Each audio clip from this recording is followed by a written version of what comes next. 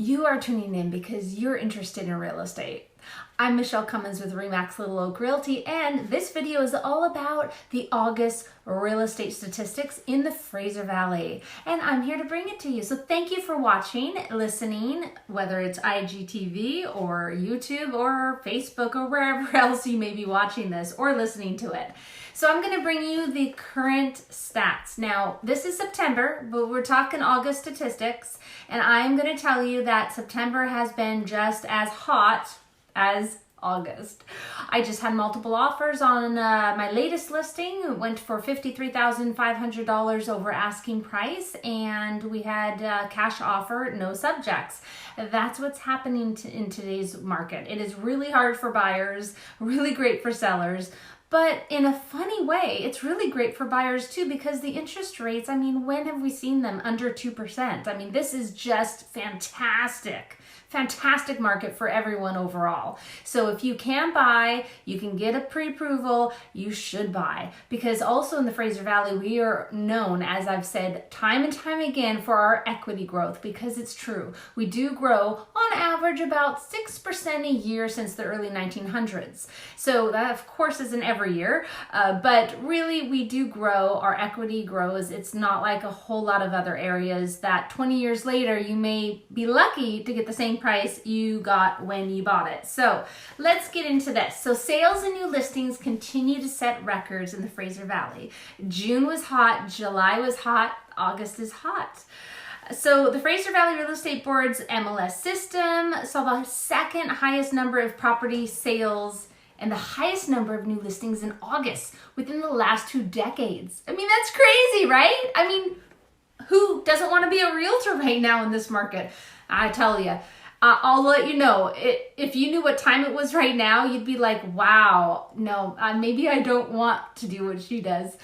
It is a 24/7 business, and we got to be, especially in this market, we have to be available all the time. It is tough, it is hard, you have to be on top of it, and you have to be smart and savvy, I'm telling you. So if you're interested in getting into real estate, you can give me a call and I could tell you all about it. So let's move on. So the Fraser Valley Real Estate processed, the board processed over 2,039 sales in August. That's a decrease of 2.9% because we don't have as many listings as we have buyers right now. So we're low on inventory. Last month's sales were 39% above the 10-year average for August. Very exciting. And it's representing the highest August in the last decade and second only to what has been recorded back in August 2005. So I've been in this business selling real estate licensed since 2003. I remember I've been in now 3 really hot markets. So yes, Chris Shields is our president of the real estate board, and he says we are seeing better sale volumes increase month over month because buyers are recognizing that the Fraser Valley offers increased choice and diversified housing opportunities while offering more value as well. I was just saying to Curtis, my co-host on our radio show, that it's just such a beautiful area. This area, Fraser Valley of BC, Canada, you actually get to experience all 4 seasons. We've got spring. We have wonderful spring. It's like 3 months of every season. We really do get to enjoy all of it. And we're really blessed to be in this area. In an unusual situation given the pandemic, we remain cautiously optimistic and are encouraged by the numbers we're seeing, he continues. The Fraser Valley Real Estate Board, 3,309 new listings in August. Again, a 6.8% decrease compared to July's intake. So low listings, high demand in buyers, low interest rates, and pent-up demand all equal a crazy hot real estate market. Wow. Okay, so let's get into the benchmark prices. So overall in the whole Fraser Valley, and then I'm going to get into specific municipalities. So listen up if you live in the Fraser Valley or you're interested in purchasing, investing, maybe buying here in the future to a specific area. Okay, so overall though first, single-family detached homes are at $1,019,600. The benchmark price for family detached single-family homes. That is an increase of 1.2% compared to July and an increase of 6 0.9% from last year. Townhouses are at 563,900. That is the benchmark price again.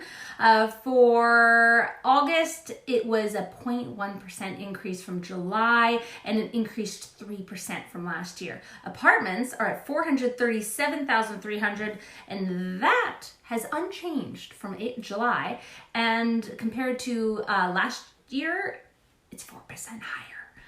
Apartments. Let's move on now to municipality by municipality. So we're going to start with Abbotsford. A benchmark price for detached homes are at $849,800. That's an increase of 5.7%. That's amazing from last month. I say it like I didn't know. An increase of 2.2%. Oh, we have to start over. Okay. So it is an increase of 5.7% from last year and a 2.2% increase from the month before. Townhouses in Abbotsford are at $465,000 and $200. That's an increase of 0.9% from last year and a 0.5% increase from the month before. Apartments in Abbotsford are at $325,100. That's an increase of 4.4% from last year and an increase of 0.9% from the month before. And then we go into Mission. Hop on over north of the river and you have detached benchmark prices at $696,900. Where's my goggles? I am 46 now. Okay. That is an increase of 6.9% from last year and an increase of 1.2% from the month before. Townhouses in Mission are $465,500. That's 4% increase from last year and 2.1% increase from the month before. And condos are at $348,200, and that's at 0.2%, a decrease from last year and decrease of 1.23% from the month before. Okay, so Langley. Now, detached homes, the benchmark price in Langley is at $1,066,500. That's an increase of a staggering 8.7% from last year. That's amazing. And 0.5% from the month before. Townhouses in Langley are at $576,200. That's an increase of 3.6% from last year and a decrease of only 0.01%, so 1%, 0.1% from the month before. Condos in Langley are at $400,900. That's not too bad, and that is up 4.9% from last year and up 0.5% from the month before. So let's talk Delta. Detached benchmark prices at $935,200, and that's an increase of 6.8% from last year.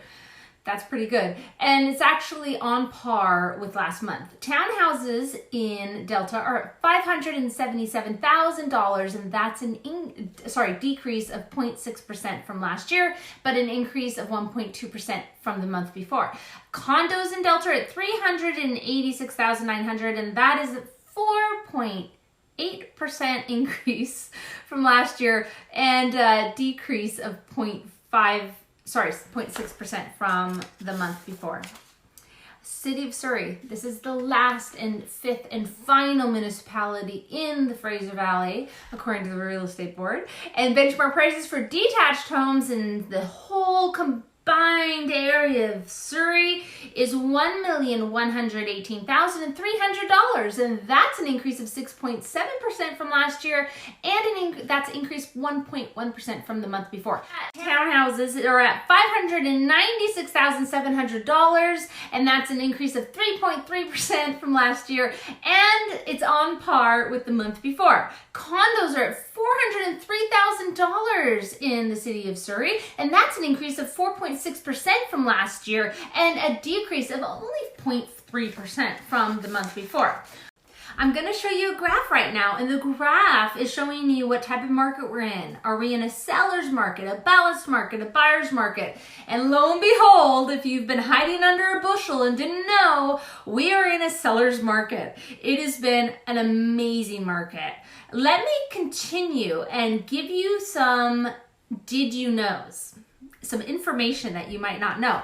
According to RE/MAX, whom I am licensed with, the Canadian housing prices are anticipated to increase 4.6%, they say, in the third and fourth quarter. And I'm telling you, this is true. We had the economist for the British Columbia Real Estate Corporation. Plus, we also had for our office meeting, our local economists, and they are all saying the same thing. They're saying there's going to be an increase in the real estate prices, increase in the real estate market for sales. And this is going to happen next year, 2021. It's also going to happen the year after, 2022. That is their prediction. They are the specialists. They would know. And by everything I see, it's true. I believe it as well. 32% of Canadians no longer want to live in urban centers. That's what's happening right now. They're opting for rural and suburban communities instead. Canadians are almost equally split, though, in their confidence in the Canadian housing market, they say in their report, with 39% as confident as they were before the pandemic and 37% slightly less confident. The Canadian housing market is expected to remain active for the remainder of 2020 due to the pent-up demand, as I mentioned, the low interest rates and the low inventory rates. So there we go. That is the August real estate statistics. That is the local real estate market. This is the future, what we are anticipating. It's going to increase and it's going to stay active and stay amazing. So if you have any questions, please email me at CummonsRealEstateGroup@gmail.com. Please call me or text me at 778-885-4659 and feel free to visit my website anytime. There's so much good information on there. I've got lists of developments, lists of foreclosures, lists of local listings. I have a buyer's brochure. So if you're a new buyer and you're not quite sure what to expect and you're buying in BC, go on there and have a look at that. Request it. This full statistics for August and every month prior is on my website. There is a lot of valuable information on michellecummins.ca. So have a look. And please remember, listen to my radio show if you're local on Country 107.1 FM. My co-host Curtis Pope and I have an amazing time every Saturday morning at 8 a.m. We upload it on our podcast, usually the Tuesday after. So if you are a podcast listener, please download our Western Canadian real estate information with Michelle Cummins and Curtis Pope. Anywhere you get your iTunes or your podcast, you will get that. So thank you so much for watching. Hope you all have a blessed day, evening, morning, wherever you're at. Take care, and we'll see you next month. Bye for now.